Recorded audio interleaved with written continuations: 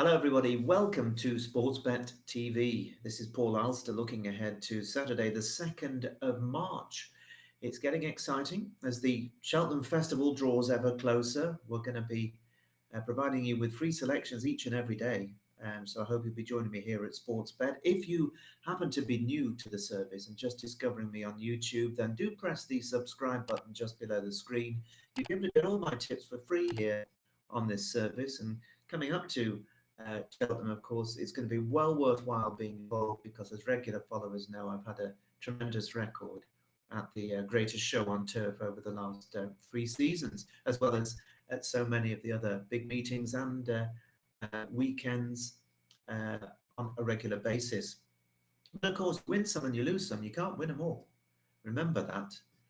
And February wasn't a great month for us. It was our first losing month, actually, on the surface. Recommended stakes since June of last year. There were 1 or 2 months where there were only marginal profits, but there were a few since June where we made very good profits. And February, though, things didn't really drop our way.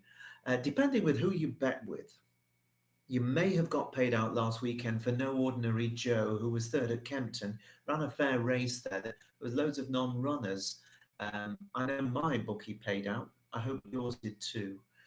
Over in Ireland last Saturday, I tipped a horse called Glenkill at 6-1, and there was a flood of money for it. It was back down to 5-2 favourite, and it was running well for a long way, but was beginning to weaken. It was 11th down at the second last when it took a tumble and fell. So that was just the way it is with jump racing, of course, c'est la vie. I have 2 selections for Saturday here, free at Sportsbet. But I've got 4 more available at good prices at Out in Front on my subscription service, the link for which can be found in the description box just below this screen on which you see my mush in front of you. There'll also be a couple of selections on Sunday at Out in Front as well. And of course, I'll be building up to the Cheltenham Festival where I'll be having plenty of advice in a week and a half's time there. And do remember that I really have done very well for followers, including here at Sportsbet. I'm sure many of you remember Jeff Kidder winning at 80-1 a few seasons ago here at Cheltenham. But I've also had 66-1 and 28-1 winners last season at Cheltenham for subscribers at Out in Front. So you really do want to think about signing up. There's no tie-in period. It's just £25 a month. And plenty of people are getting involved because they're aware that at these big meetings, when there are lots of horses lurking in the handicaps, my radar has quite often picked up on things that others have overlooked. So think about joining us for the festival or even sooner for this Saturday and Sunday. And you can, again, find out how to join up by just pressing the link on the description box below this screen.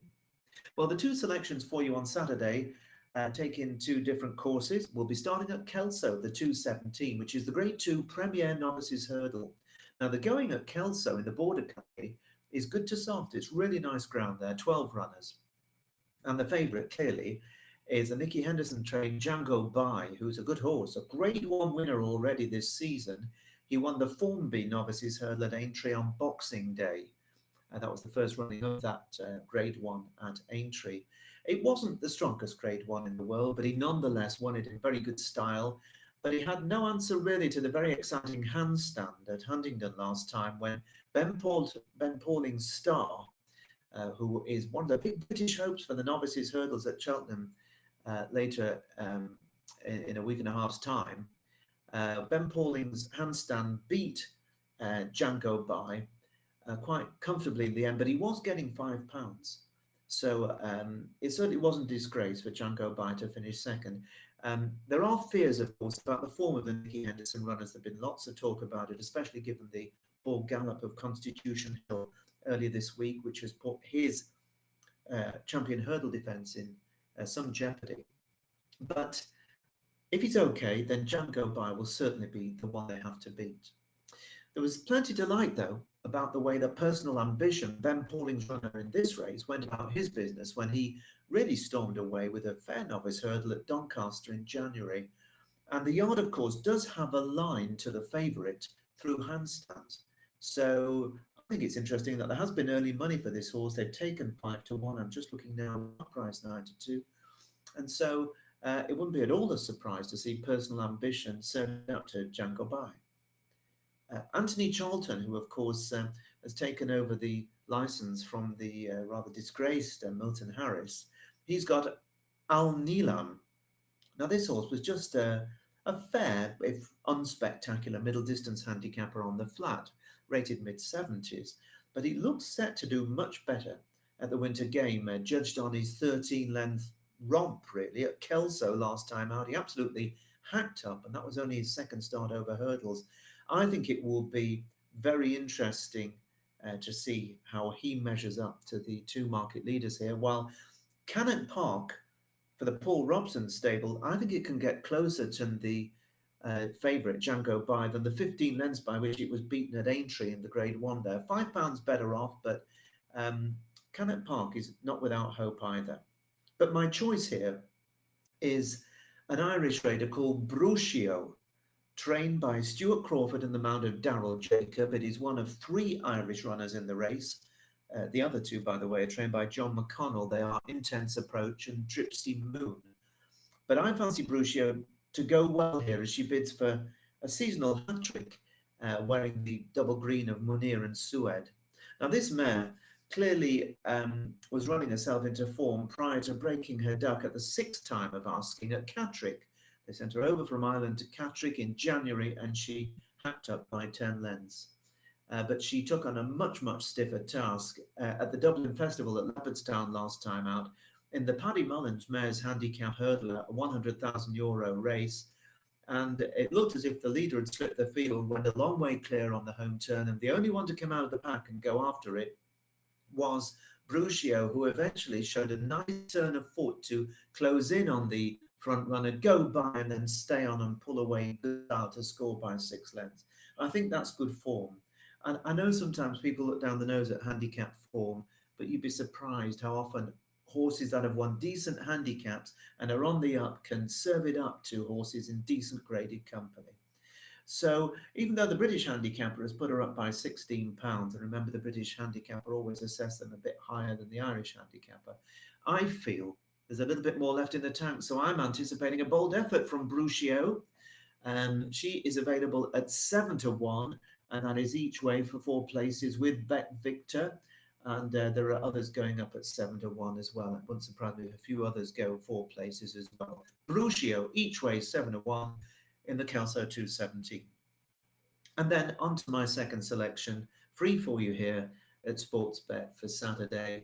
And the Newbury 332 is a 2.5-mile seniors handicap hurdle. The going is heavy. And because of that, we're now down to 7 runners, which has rather queered the pitch a little bit. Because the non-runner is Galahad Quest. That one is out, reducing the field to 7, but there are still going to be some firms betting the 3 places here. So hopefully you'll be able to get on for the 3 places, and they're just starting to go up now. And a few of the early guide prices. And what I can say is that the going is going to be really testing. But one horse who definitely won't mind the ground is Fern Hill, trained by Ben Case. This horse over fences ran a very good third to the subsequent runaway Welsh National winner Nassalam in the Welsh National Trial at Chepstow in early December. But since then, the wheels have rather come off. He's disappointed on his last 2 starts, being pulled up. But I think coming back to hurdles and dropping back in trip, and with the first time blinkers on, he could go much better, and he's got a much lower mark over hurdles than he does have over fences. So Fern Hill, I think, is an interesting runner. And I've just looked here, and they've priced him up very nearly. Well, he's the second outside of the field. Now, a horse that's twice a winner on soft ground is the Philip Hobbs and Johnson White trained Sealiway. He comes into the record, the handicapper now beginning to cut him a little bit of slack. He's been coming down this season. And on the pick of his form, he has a proper chance.